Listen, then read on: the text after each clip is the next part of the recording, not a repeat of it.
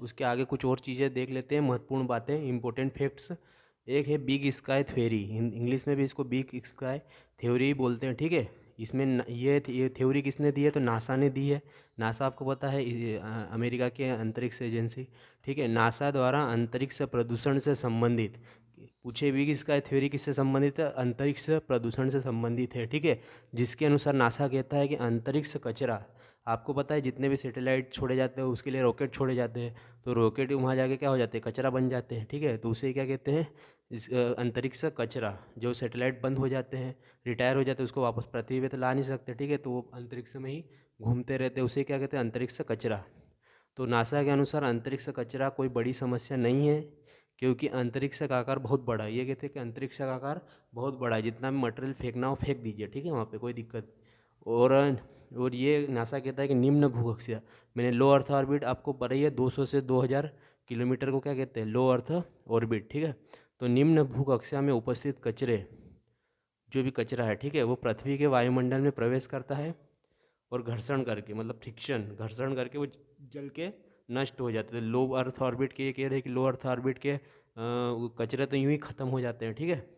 आगे एक इसी के नासा के वैज्ञानिक ने कहा कि नहीं, ये बिग स्काई थ्योरी गलत है। इसको चुनौती देते हुए उन्होंने अपना एक दिया, इसे क्या कहते हैं, केसलर सिंड्रोम।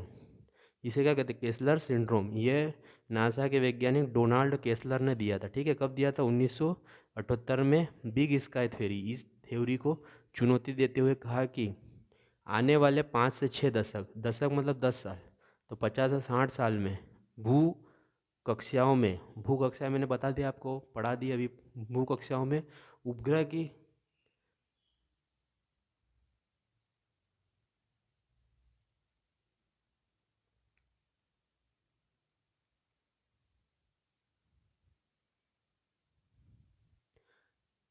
आने वाले 5 से 6 दशक में भू कक्षाओं में उपग्रह की संख्या इतनी ज़्यादा बढ़ जाएगी कि वे आपस में टकराकर बड़ी मात्रा में अंतरिक्ष में कचरे का निर्माण करेंगे।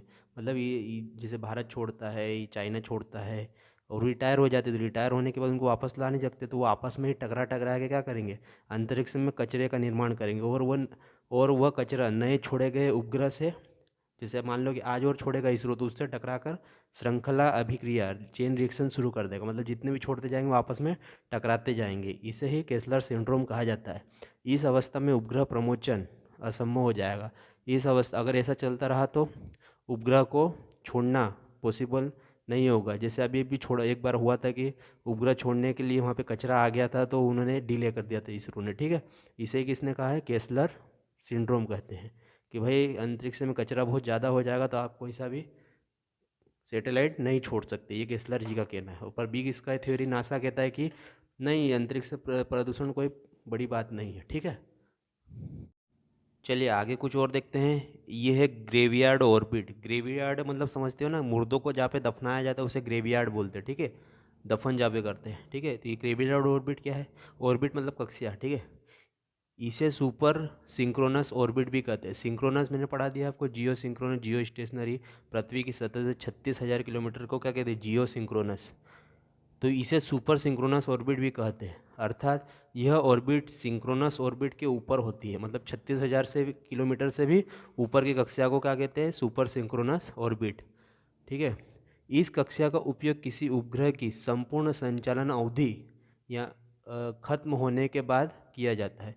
तो इस कक्षा का उपयोग, ग्रेवियार्ड ऑर्बिट का उपयोग कब किया जाता है, तो जब कोई उपग्रह रिटायर हो जाता है तब किया जाता है, या फिर खराब या रिटायर हुए उपग्रह को मुख्य कक्षा से हटाकर ग्रेवियार्ड ऑर्बिट में स्थापित कर दिया जाता है, ठीक है। मतलब उसे जब रिटायर हो जाता है तो उसे कहाँ पे स्थापित कर दिया जाता है, ग्रेवयार्ड ऑर्बिट में स्थापित कर दिया जाता है। इस ऑर्बिट का अन्य नाम क्या है, तो इसे जंक ऑर्बिट या डिस्पोजल ऑर्बिट भी कहा जाता है, या super orbit, super synchronous orbit भी कहा जाता है। जैसे यहाँ मान लीजिए ये पृथ्वी है काले कलर की, ठीक है, इसमें रेड कलर का जो दिख रहा है वो सिंक्रोनस ऑर्बिट, मैंने सिंक्रोनस ऑर्बिट आपको पढ़ा दिया है, ठीक है। तो जब यहाँ पे कोई सैटेलाइट है, मान लीजिए यहाँ पे कोई सैटेलाइट संचालित है, अब इस सैटेलाइट को रिटायर करना है तो उसे यहाँ ही नहीं घूमने देंगे, ठीक है। अगर इसकी जगह दूसरा स्थापित करेंगे तो ये भी घूमता रहेगा, तो इसको यहाँ से हटाकर इधर धकेल दिया जाता है, तो ये यहाँ से अब ये यहाँ पे घूमता रहेगा, ठीक है। अब इसका काम खत्म, तो इसकी जगह कोई दूसरा ऑर्बिट या उपग्रह स्थापित कर दिया जाएगा। तो इसे ही क्या कहते हैं, ये ब्लैक कलर का जो दिख रहा है इसे ही क्या कहते हैं, ग्रेवयार्ड ऑर्बिट। तो यहाँ पे जो रिटायर हो चुके ऑर्बिट सैटेलाइट घूमते रहते हैं, ठीक है। जैसे ये देखिए, ये मैंने लिखा है ग्रेवयार्ड ऑर्बिट, और ये दिख रहा है ये क्या है, अंतरिक्ष कचरा, ठीक है। अगला देखिए, गोल्डीलॉक्स जोन।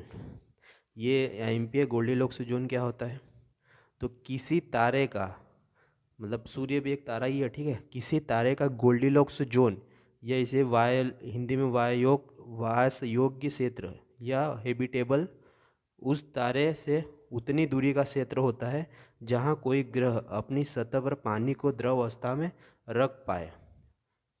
हमारी पृथ्वी भी गोल्डीलॉक्स जोन में स्थित है, इस वजह से पृथ्वी पर जीवन संभव है। आपको पता है कि हमें जीवन जीने के लिए पानी की आवश्यकता होती है, और पानी हमेशा लिक्विड अवस्था मतलब द्रव अवस्था में चाहिए। पानी पीने के लिए द्रव अवस्था में होना चाहिए, ना तो वो ठोस होना चाहिए मतलब बर्फ़ वाला नहीं होना चाहिए, या फिर वाष्प मतलब गैस नहीं होना चाहिए। पानी भाप बन जाएगा तब भी कुछ काम का नहीं, ठोस बन जाएगा, बर्फ़ बन जाएगा तब भी कुछ काम। पानी जीवन जीने के लिए पानी द्रव अवस्था में चाहिए, ठीक है। तो अगर मान लीजिए इसे क्या कहते हैं, गोल्डीलॉक्स जोन। अगर मान लीजिए पृथ्वी को थोड़ा सूर्य के पास कर दिया जाए, तो पृथ्वी पे से गर्मी बढ़ जाएगी और पानी क्या बन जाएगा, भाप बन जाएगा, ठीक है। तो पानी भाप तो हम पी नहीं सकते, ठीक है। तो जीवन संभव होगा नहीं होगा, ठीक है। अगर पृथ्वी को दूर कर दिया जाए, सूर्य से और दूर कर दिया जाए, तो ठंड बढ़ जाएगी और पानी क्या बन जाएगा, ठोस बन जाएगा। पानी क्या बन जाएगा, ठोस, ठंडी हो जाएगी, तब भी जीवन संभव नहीं है, ठीक है। तो पृथ्वी जो अभी है वो किस जोन में है, तो गोल्डीलॉक्स जोन में। याद रखना, इसे गोल्डीलॉक्स जोन कहते हैं। इसमें पानी हमेशा क्या होना चाहिए, लिक्विड अवस्था में। पानी किस में होना चाहिए, लिक्विड अवस्था में, ठीक है। वैज्ञानिकों ने सौरमंडल से बाहर, सौरमंडल जो पृथ्वी गोल्डीलॉक्स जोन में है, ठीक है, तो वो सौरमंडल के बाहर अनेक जगहों पर तारों के आसपास गोल्डीलॉक्स जोन ढूंढ निकाले। उस ग्रह को अक्सर सुपर अर्थ कहा जाता है। जो सौरमंडल के बाहर जो मिल गए हैं गोल्डीलॉक्स जोन में, उसे क्या कहते हैं, सुपर अर्थ। आपसे पूछेगा सुपर अर्थ क्या कहलाता है, तो गोल्डीलॉक्स जोन में स्थित कोई ग्रह क्या कहलाता है, सुपर अर्थ कहलाता है। जैसे एग्जाम्पल के लिए एक मैंने लिखा है LHS 1140b 1140b, ये पृथ्वी के समान एक सुपर अर्थ है। और ये किस तारे का चक्कर लगा रहा है, तो LHS 1140, ये सूर्य के समान तारा है, ठीक है। तो इसे क्या कहते हैं, गोल्डीलॉक्स जोन। IMP को याद रखना, ग्रेवयार्ड जोन भी मैंने बता दिया है। देख लीजिए सब सैटेलाइट पॉइंट। अब ये क्या होता है, सब सैटेलाइट पॉइंट, उपग्रह के ठीक नीचे पृथ्वी की सतह को उस उपग्रह का सब सैटेलाइट पॉइंट कहा जाता है। जैसे ये सैटेलाइट है, इसके जस्ट नीचे इसी बिंदु पर, इस बिंदु को क्या कहते हैं, इसका सब सैटेलाइट पॉइंट। सब सैटेलाइट पॉइंट ये वाला नहीं होगा क्योंकि ये थोड़ा तिरछा आएगा, ठीक है। ठीक उसके नीचे जस्ट, उसे क्या कहते हैं, उसका सब सैटेलाइट पॉइंट, ठीक है। जस्ट नीचे होना चाहिए सैटेलाइट के। दूसरा है सिडेरियल पीरियड। अब ये सिडेरियल पीरियड क्या होता है, ठीक है, ये उपग्रह के कुछ पॉइंट है, ये आपको याद रखना पड़ेंगे, ठीक है। ये छोटे पर बड़ी बातें हैं, ये इसको याद रखना बहुत ज़रूरी है। सब सैटेलाइट पॉइंट याद हो गया। दूसरा साइडेरियल पॉइंट, उपग्रह का अपनी कक्षा में लगाया गया घूर्णन का समय सब साइडेरियल पीरियड कहलाता है। जैसे ही यहाँ पे कोई उपग्रह है, ये घूम के चक्कर लगा के एक चक्कर पूरा लगा दिया, ठीक है, उसे क्या कहते हैं, साइडेरियल पीरियड, ठीक है। मतलब एक चक्कर लगाने में जितना समय लगा उसे क्या कहते हैं, साइडेरियल पीरियड, सिंपल भाषा में। तीसरा एक और देख लीजिए, उपग्रह की कक्षा पृथ्वी की भूमध्य रेखा को दो बिंदु पर काटती है। पहले बिंदु को डिसेंडिंग, इंग्लिश में याद रखना पड़ेगा आपको, डिसेंडिंग नोट, और दूसरे को असेंडिंग नोट कहा जाता है। अब इसको यहाँ पे आपको समझ में नहीं आएगा, आप चित्र में समझिए, वाला चित्र देखिए। इसमें देखिए ये कोई सैटेलाइट है, ठीक है, ये कोई सैटेलाइट है। अब ये घूम के ऐसा ये इसकी ये ब्लैक कलर का जो डॉट डॉट दिख रहा है, ये भूमध्य रेखा है, ठीक है। कोई सैटेलाइट यूं चक्कर लगाएगा तो भूमध्य रेखा को एक बार यहाँ पे काटेगा, ठीक है, और वापस आके एक बार यहाँ पे काटेगा, ठीक है। तो भूमध्य रेखा को कितनी बार काटा उसने, 2 बार। एक बार ये पीछे से घूम के आया, यहाँ पे काटा, ठीक है, फिर यहाँ से करके आया, यहाँ पे काटा, ठीक है। तो जो ऊपर से आया इसे कहते हैं डिसेंडिंग नोट, और यहाँ से ऊपर गया और यहाँ पे काटा उसे क्या कहते हैं, असेंडिंग नोट। इसे याद रखना, पूछेगा कि उपग्रह की कक्षा भूमध्य रेखा को कितनी बार काटती है, तो 2 बार काटती है, याद रखना, केवल 2 बार।